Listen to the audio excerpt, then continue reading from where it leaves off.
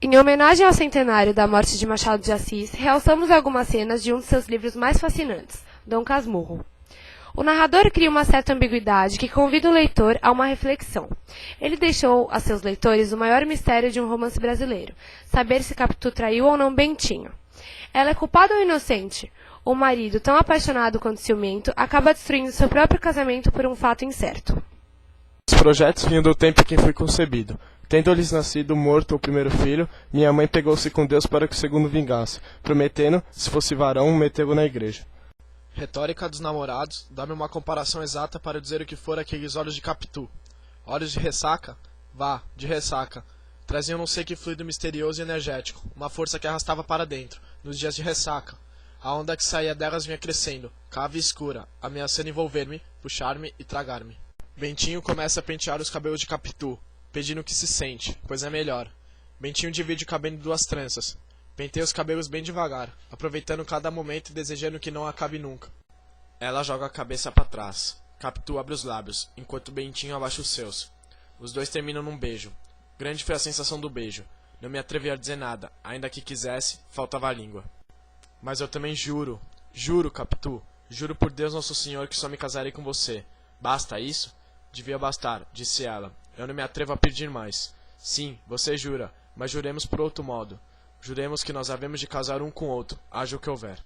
A princípio, fui tímido, mas ele fez entrada na minha confiança. Escobar veio abrindo a alma toda, desde a porta da rua até o fundo do quintal. Escobar casou-se, adivinha com quem? Casou com a boa Sancha, a amiga de Capitu, quase irmã dela, tanto que alguma vez, escrevendo-me, chamava a esta de sua cunhadinha. Foi em 1865, uma tarde de março, por sinal que chovia, quando chegamos ao alto da Tijuca, onde era o nosso ninho de noivos. Eles moravam em Andaraí, aonde queria que fôssemos muitas vezes. Íamos lá jantar alguns domingos, ou eles vinham fazê-lo conosco. Jantar é pouco, íamos sempre muito cedo, logo depois do almoço, para gozarmos o dia compridamente e só nos separávamos às 9, 10 e 11 horas, quando não podia ser mais. A pequena Capituzinha era graciosa e gorducha, faladeira e curiosa. Os pais, como os outros pais, contavam as travessuras e agudezas da menina, e nós, quando voltávamos à noite para a glória, vínhamos suspirando as nossas invejas. Ao teatro íamos juntos. Só me lembro que fosse 2 vezes sem ela, um benefício de ator e uma estreia da ópera. A que ela não foi por ter adoecido, mas quis por fosse que fosse. Era tarde para mandar o camarote a Escobar. Saí, mas voltei no fim do primeiro ato. Encontrei Escobar à porta do corredor. Vinha falar-te, disse-me ele. Expliquei-lhe que tinha saído para o teatro, de onde voltara receoso de Capitu, que ficara doente.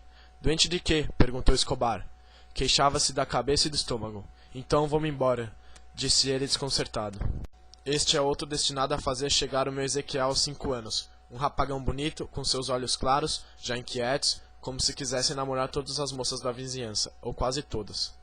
Só Capitu estava amparando a viúva, parecia vencer-se a si.